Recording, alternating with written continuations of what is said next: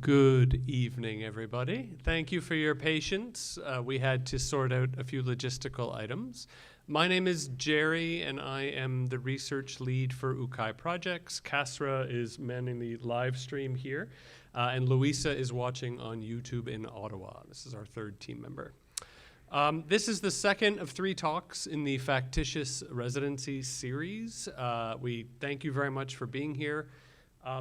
These talks come out of a desire to host different kinds of conversations about generative language. Most of the discourse at the moment tends to be either very optimistic about the affordances of these tools or very pessimistic, and we're hoping to bring some different points of view into the conversation so we can start to have different conversations. And generally, it's artists who are the ones who are best positioned to imagine these other configurations, and so this has become the center of our exploration.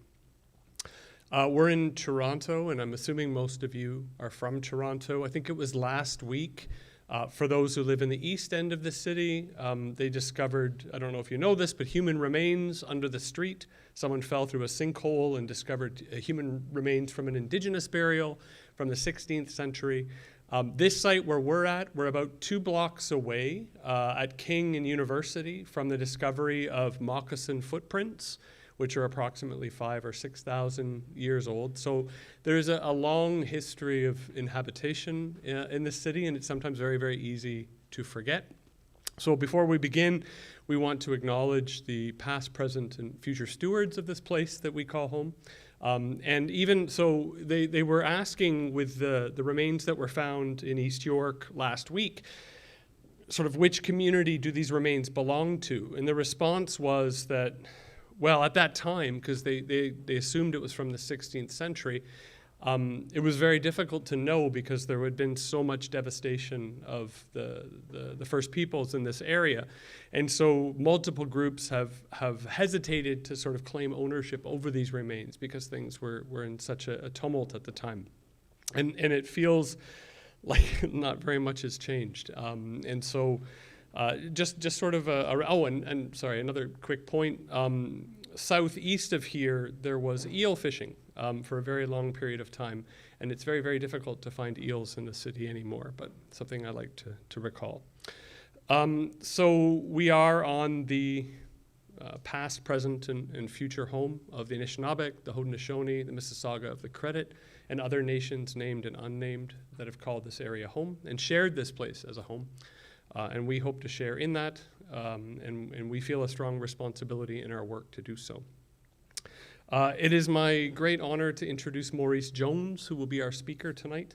Maurice, we met, I think, maybe 2 years ago, maybe 1.5 years ago, and I'm constantly fascinated by his work. He's a curator, a producer, and a researcher based in Montreal. He's a PhD student at Concordia University with Dr. Fenwick McKelvey, where he investigates cross-cultural perceptions of AI, public participation in technology governance, and festivals as sites of meaning-making. In 2021, Maurice joined MUTEC's Montreal headquarters in developing the program of the Professional Forum and leading the Transnational Future Festivals Research Project. He was the artistic director of MUTEC Japan, Festival of Electronic Music and Digital Arts in Tokyo from 2016 to 2022. Maurice produces audio-visual works, and you're going to get a chance to experience some of that tonight, including Iwakura Full Dome performance together with visual artist Ali M. Demiral and ambient musician Kazuya Nagaya, and the AI-driven multi-channel sound installation, Soundscapes of an Earthly Community. I think we'll have a talk for, I'm not sure, about a half hour, 45 minutes, maybe longer, maybe less. And then the hope is to have some conversation and some discussion. This place, for those who don't know, was a marketing office, we believe. We're trying to uncover, do some anthropology here. It's been abandoned for about 4 years, and it's been occupied by UKAI and Bygone Theater for the last 4 or 5 months. We're trying to figure out what it is and how to work with it. So please make yourself at home. Feel free to sort of wander about. And if you have any questions about the space, about UKAI projects, or about the work, or about the Factitious Residency, just grab me or Kasra after the talk tonight. And as a note, from 9 o'clock, we will be having a party. It's ticketed through Resident Advisor, so it's a sort of a separate thing. But if folks want to hang out, we do have we are licensed tonight, and we will be playing music and dancing till about 2 in the morning. Hopefully not too much beyond that, but we'll see. All right, so I'll turn it over to Maurice and say thank you, and please a warm round of applause for Maurice, please.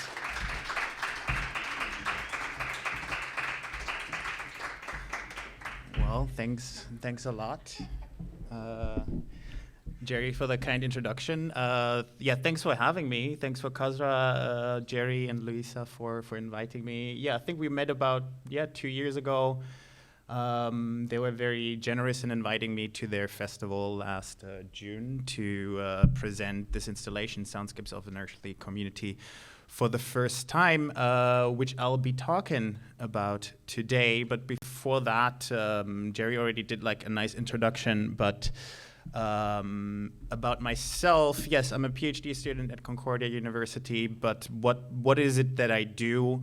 Rather than like how do I identify myself, I think is always more interesting. So I organize digital arts event, electronic and music events. I was one of the founders of MUTEC Japan, Festival for Digital Arts in Tokyo. I've been living there for 10 years, kind of growing a community there before coming to Montreal to do my PhD and work with the MUTEC Montreal headquarters. I produce audiovisual works. Here you can see a picture of the full dome show that we produced with Ali Demirel and Kazuya Nagaya, which is now touring in different planetariums around the world. It was just in Berlin for Transmediale Festival, which was a very nice experience.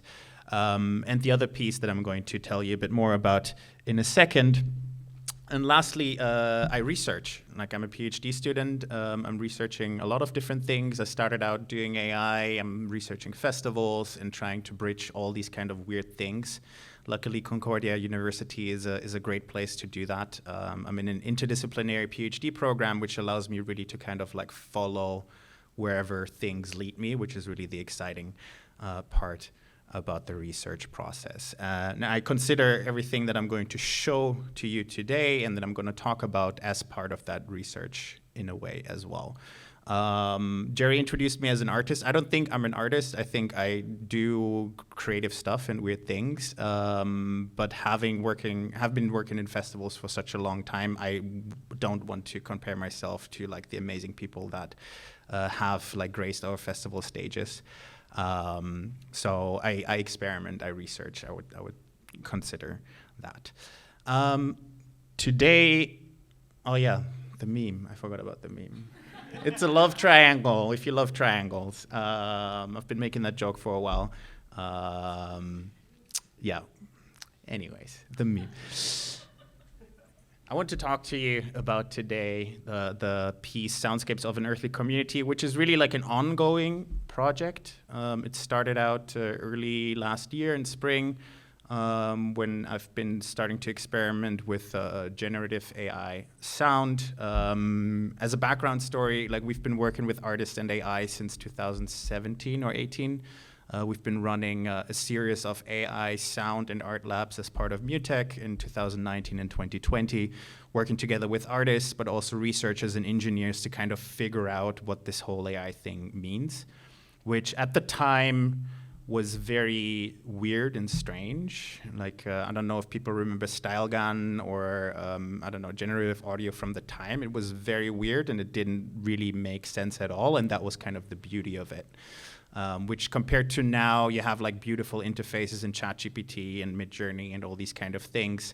So I would consider like part of my practice that I'm going to show you as getting back to those times when things were weird and trying to create those pockets of like undoing these like very streamlined and black box technologies that we encounter now, and like finding ways to still get that weirdness out of things in order to like redefine what that might mean.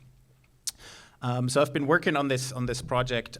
It was presented as a spatial audio installation, so a different set configuration of speakers. At the time it was 3, but I've also been doing it in like 32 channel audio. And I'm actually going to show you a bit of what that sounds like before we're going to continue talking about what it's about. So let's see if this works.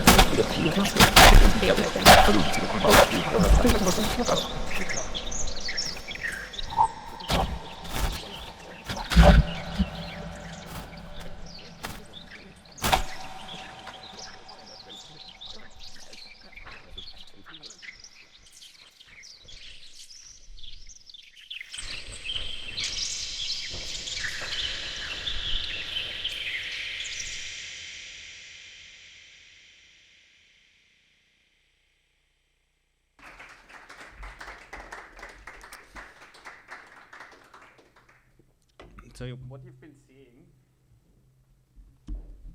just now is, I call them sonic agents. I'm going to talk a bit in a second about what those sonic agents are. But basically, it's a max patch. You have like 3 AI models that generate sound, and the only thing I've been trying to do is kind of tame the wild generation of the sound that is coming, and like maybe putting some reverb and effects on it to like create a certain effect. I'm going to talk a bit more about how these work in a second. But I wanted to give you a bit of background for this piece. So the piece really came, or like was inspired by this guy who is a researcher, philosopher called Achille Mbembe. And he wrote this book called The Earthly Community, which just came out in early 2022. I actually wrote a book review about it if you want to have like the gist of it.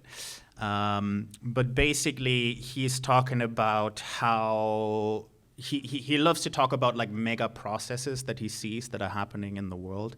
One of them being the entanglement of technology, like technological development and ecological crisis. So the idea that the way that we build technologies and the way that we use technologies are actually one of the main factors why we are in an ecological crisis.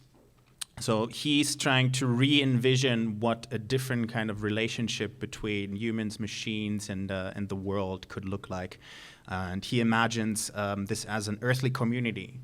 The idea that we are not focused on like our differences and not focused on extractive kind of relationships, but we are inspired by what we have in common. And not only like as people what we have in common, but the kind of the in-commonness of machines, people, nature, and finding this kind of common ground while at the same time acknowledging that there are differences between each other.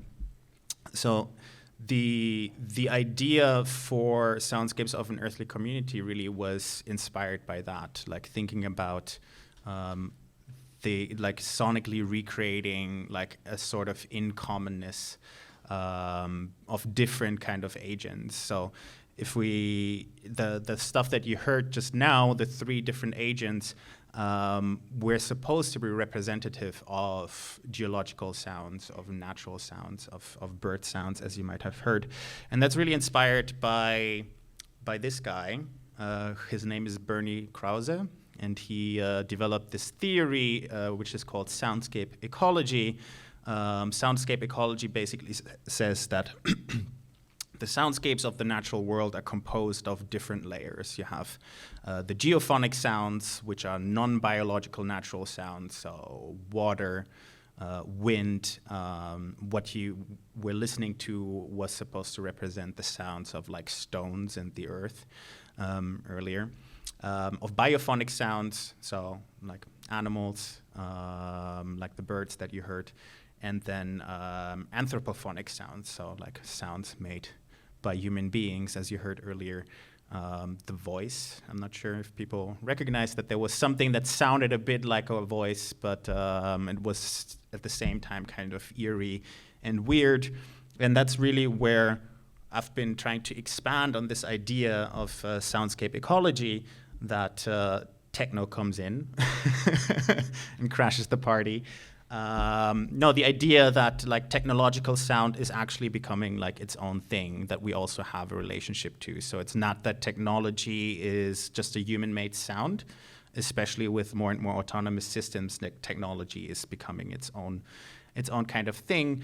In this installation, you could think of it in a way that actually the AI models that are like processing the sounds that are supposed to represent human-made or like biophonic sounds, is that technology is mediating that.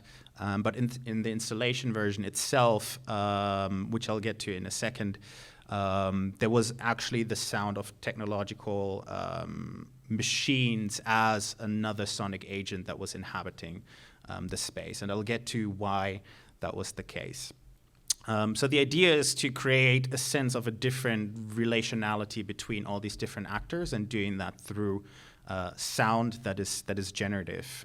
So the idea that these agents kind of are free to act in their own right. And their generative AI was really helpful, because there's a way that like it can actually be free, which I'll also get to in a second. So this is a picture of very intense red nails holding, it's a malachite, which malachite is a copper-rich stone. So each of the renditions of this installation is situated in very concrete case studies. So wherever I'm going, I'm trying to figure out what the kind of questions around the entanglement of technology and ecology look like, and situating the installations within those concrete case studies. So when I presented the piece here in Ontario, in Toronto, in June, I was really inspired.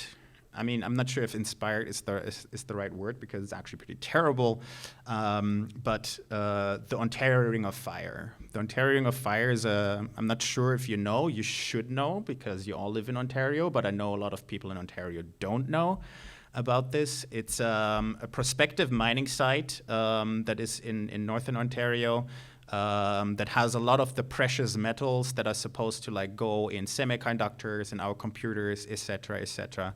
Gold, nickel, copper is to be found there.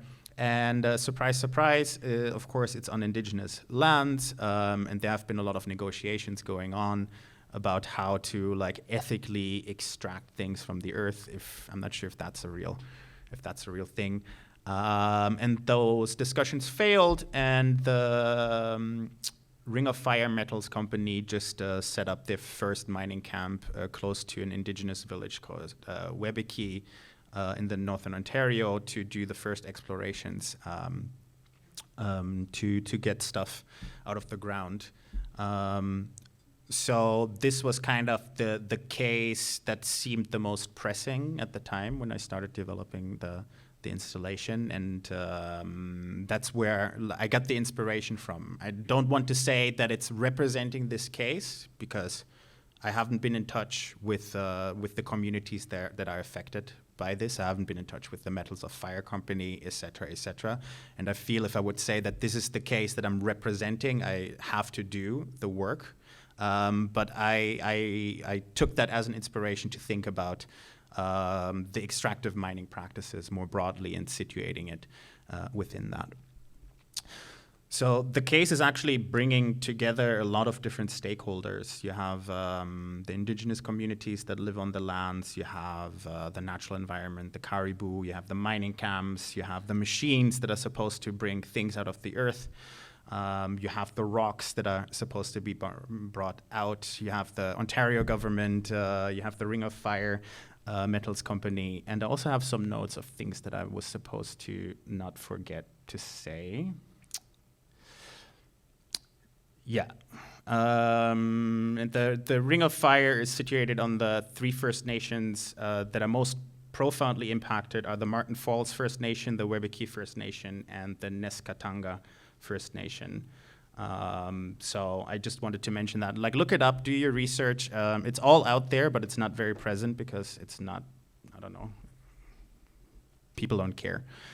So that's kind of where things came from. And then the question became, like, how do you kind of sonically represent like a complex gathering of things and people to kind of speak to that. And for me, that was the idea of pairing spatial audio with generative sound. So the idea of trying to represent some of these actors sonically, but being able to give them their own life in order to create a sort of relationship between each other that might be a different sort of relationship than what we see in the real world. So it's more the idea of cohabitation, more the idea of like the in common character is what I really wanted to explore.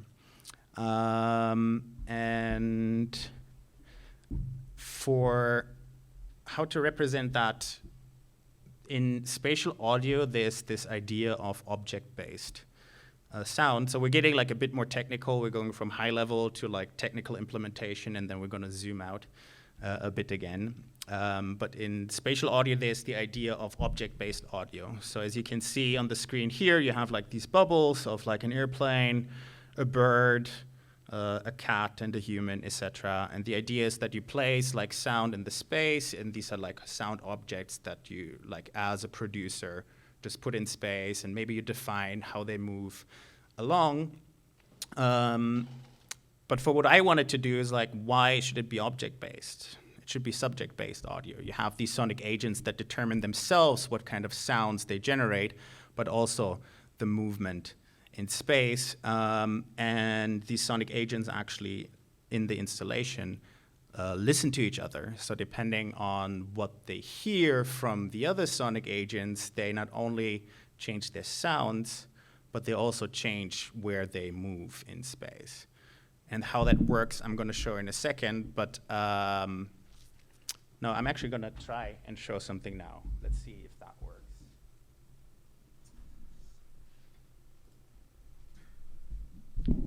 So as you can see, we have like the three sonic agents here. So each box of them is like one sonic agent. And they are routed, they generate sound. So if we just up this and turn on the sound.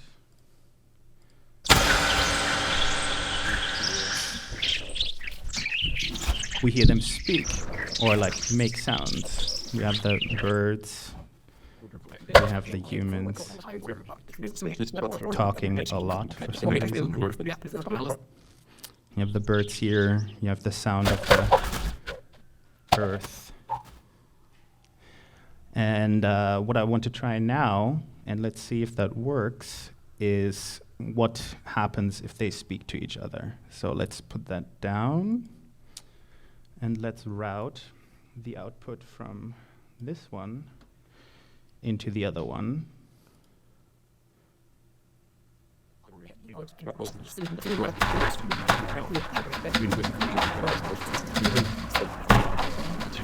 So you can see, maybe or maybe not, that the sound of the earth is now as erratic as the human voice talkative.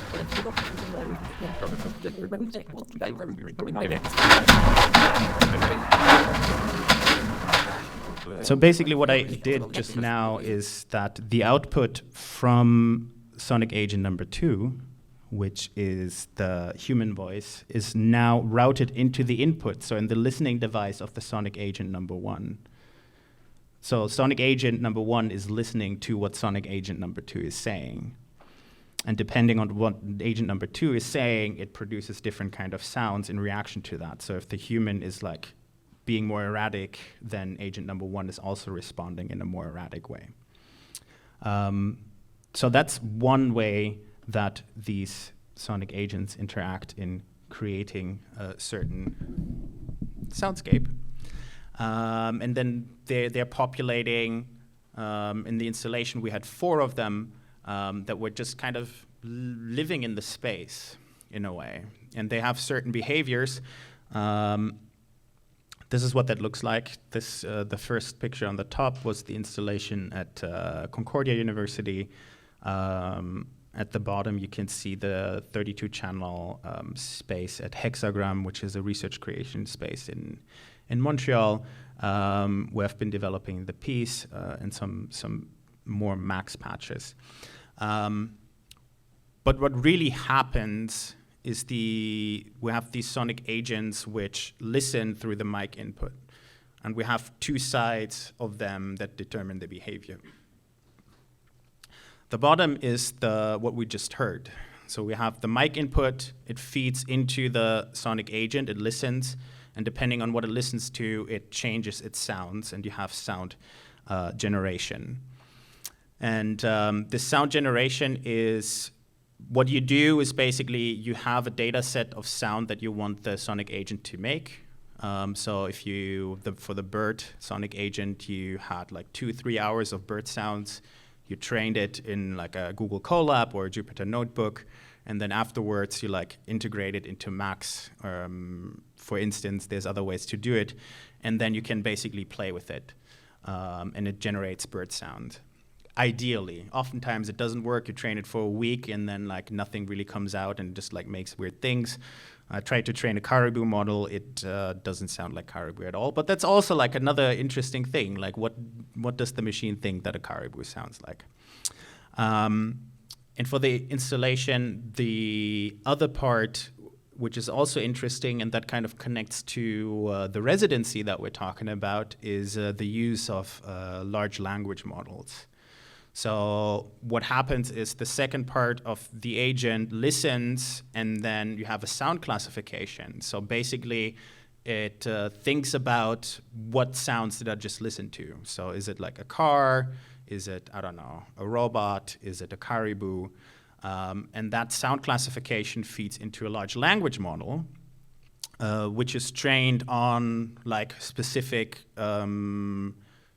for instance, for the caribou, you would train it on, I don't know, research papers on like behaviors of caribou. And depending on the sound classification, okay, I'm listening to a car, goes into the LLM. The LLM is prompted, okay, if you would be a caribou, how would you react to listening to this sound? And then the LLM puts out an output. In the first rendition, it was simple, like 3 choices, like I stay, I run, or I approach the sound that I'm listening to. And depending on that, the agent would actually create behaviors inside the space. So if the caribou encounters the sound of a mining machine, it would classify, okay, this is a machine, I don't like the machine, I'm going to like run away from this machine, and you could actually audibly hear how that sound moves away in the space.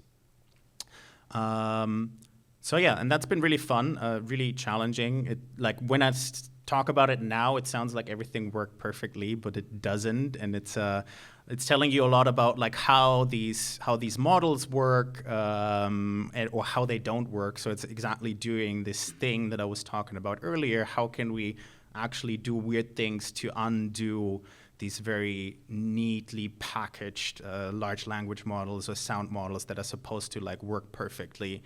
And what can we actually learn from kind of like fucking with them and seeing what happens? And art is just like a great way to do that. What else? The default mode network. Yeah, that's maybe like just a side note.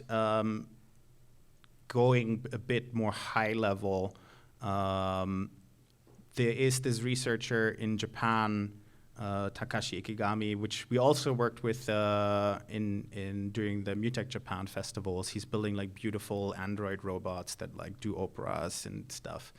It's really fun. But he is a theorist of artificial life. So the idea of like how to recreate actual life-like behavior, which is quite different from like artificial intelligence, which is kind of recreating what we think intelligence is, but it's not really that. And he's been talking about the idea of a default mode network. So the idea that there's always a baseline activity in living systems and living beings that is always active in a certain way. And maybe I'm going to show you as well what that looks like when we talk about the sonic agents.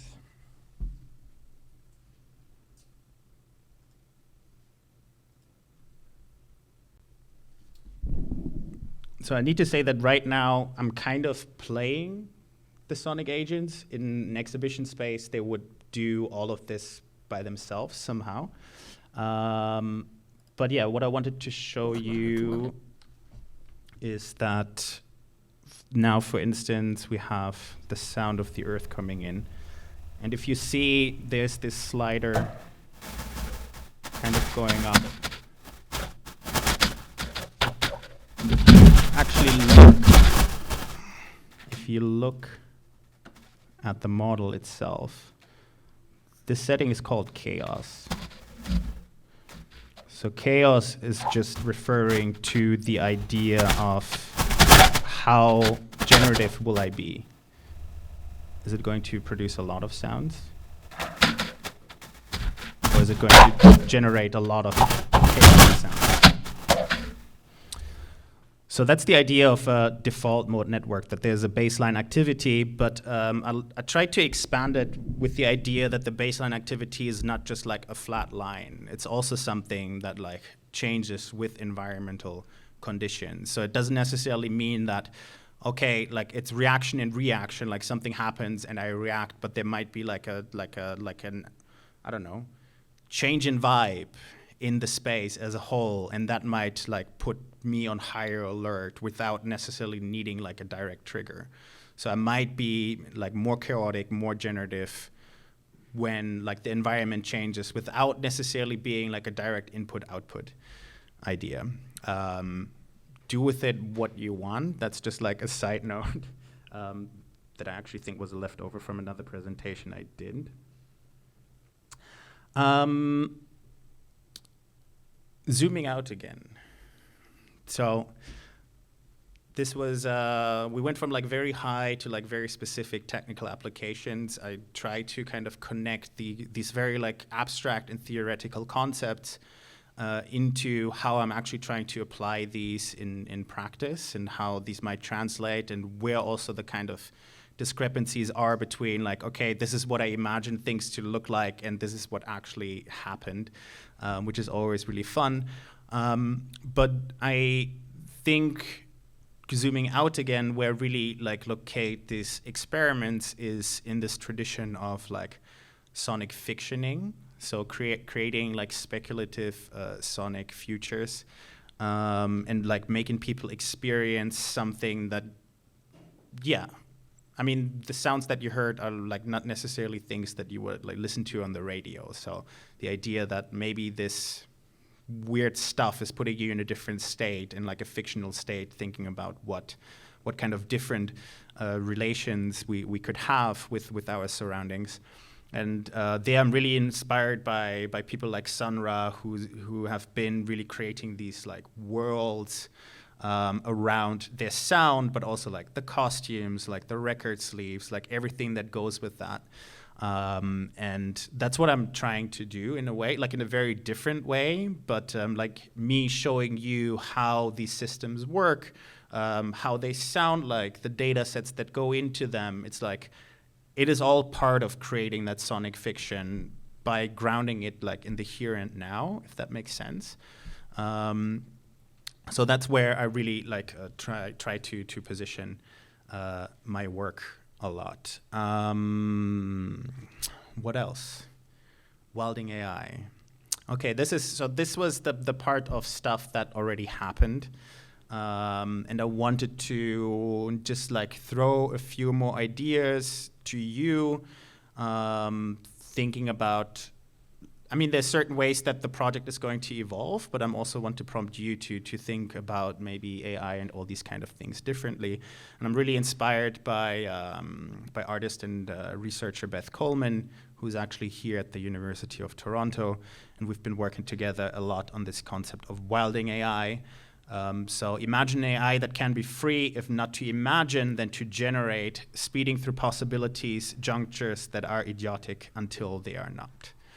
So it's exactly this kind of question of, okay, there has been so much work into like boxing these things into like neat packages.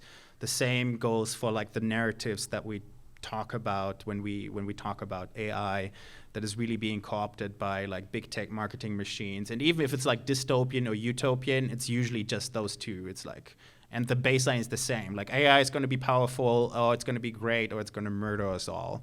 And what we try to inspire with the idea of welding AI is like, these are not the only two options. Like, first of all, the baseline that like AI is going to be super powerful, maybe that's actually not true.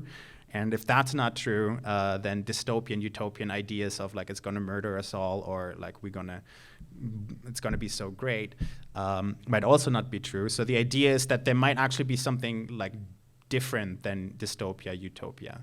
And we want to inspire that by letting the AI be free, letting it do its own thing, like find its own paths to generate things that might be stupid until they're not, until we like learn something and maybe like a new kind of relationality or the like is being established.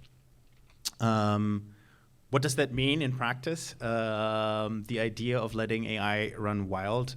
We've been working on two directions. The first one is continuing the idea of this spatial audio concept, but now This is a space in Berlin called Monum Studios, which have a 4D sound system. It's like a super immersive 360-degree whatever sound system, which is really nice. But the idea is I've been doing this installation by myself, but now I want other people to actually join and build their own sonic agents that create their own sounds, that have their own LLMs that determine the behavior, and just see what happens when we like let, I don't know, 20 or 30 of them loose in the wild. And maybe it's gonna work, maybe it's not gonna work.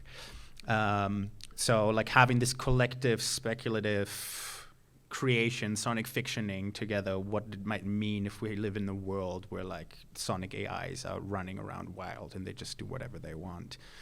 And what does that do to us when we inhabit that space?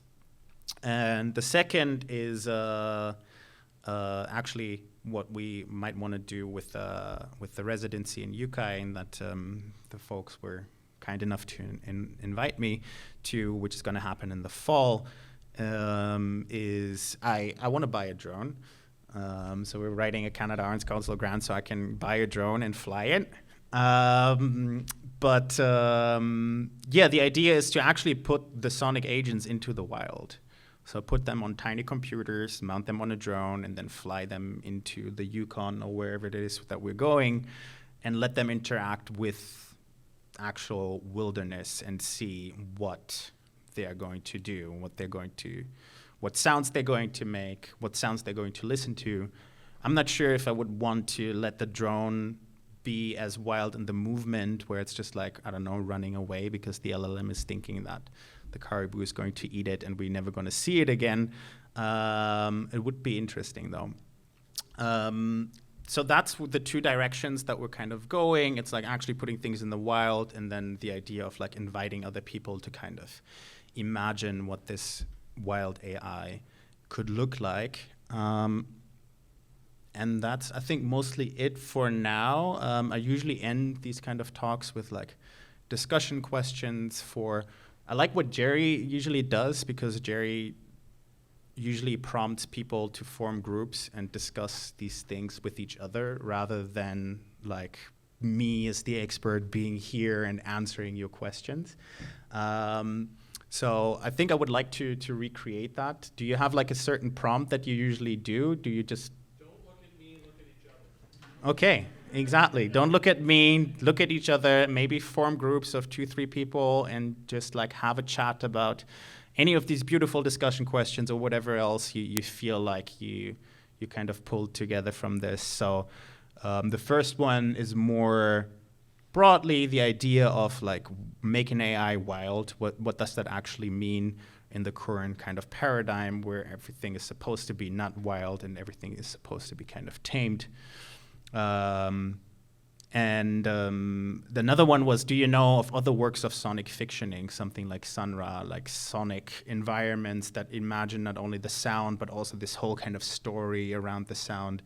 And the last one is think about this default mode network in relation to wildness. So what does it mean to have this kind of chaotic default baseline activity? I'm not sure what the question is, but maybe there's something there that might inspire you, or there might be other things that inspired you. But yeah, feel free to also like grab a drink, find some friends, and mingle. And then maybe, what time is it? We can bring it back together in like 20 minutes or so, 15 minutes at 7:30, and we can have like a closing kind of comments, questions, thoughts. Yeah. Thank you.